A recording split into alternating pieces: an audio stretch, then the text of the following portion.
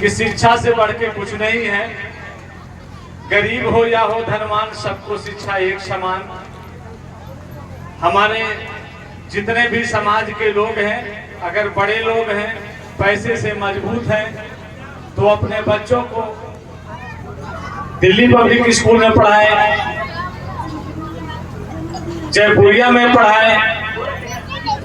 लेकिन जिनके बच्चे, जो परिवार गरीब है, वो भले ही अपने बच्चों को सरकारी विद्यालय में पढ़ाए या कॉन्वेंट स्कूल, अन्य कॉन्वेंट स्कूल में पढ़ाए, लेकिन पाठ्यक्रम एक हो। जन अधिकार पार्टी के जो मुखिया हैं श्रीमती शिवकन्या कुशवाहा जी, संस्थापक माननीय बाबू सिंह कुशवाहा जी, उनकी मांग यही है भारत सरकार से कि गरीब हो या हो धनवान, सबकी शिक्षा एक समान।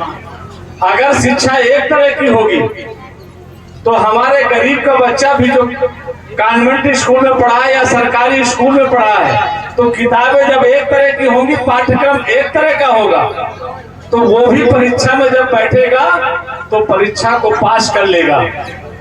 उसके दिमाग में कभी ये नहीं आएगा कि ये पाठ्यक्रम तो मैंने कभी पढ़ा ही नहीं, हमारे किताबों में, हमारे कोर्स में कभी था ही नहीं। और दूसरा कि जातीय जनगणना होनी चाहिए। जातीय जनगणना होनी चाहिए, जिसकी जितनी संख्या भारी उसकी उतनी हिस्सेदारी।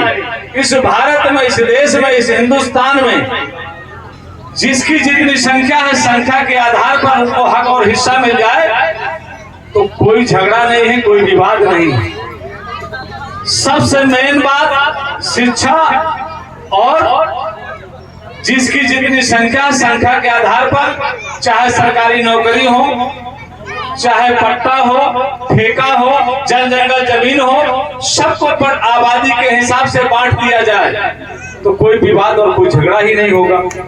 आज हमारे देश में 10% की जो संख्या है, जिसकी आबादी है, उस 10% लोगों के पास 90% की संपत्ति है। देश की 90% की जो संपत्ति है, या यूं कह लीजिए कि 10 लोगों के पास 90 रोटी है और 90 लोगों के पास 10 रोटी है। तो 90 लोगों के पास 10 रोटी है तो उनका पेट कैसे भरेगा? ये जो बहुजन समाज है, जिनकी आबादी 90% है, इनके पास इस देश की चल अचल संपत्ति, जल जंगल जमीन धन दौलत कुल मिलाकर के 90% वालों के पास मात्र 10% है। और जो 10% लोग हैं, जिनको उच्च जाति के लोग, उच्च जाति कहते हैं,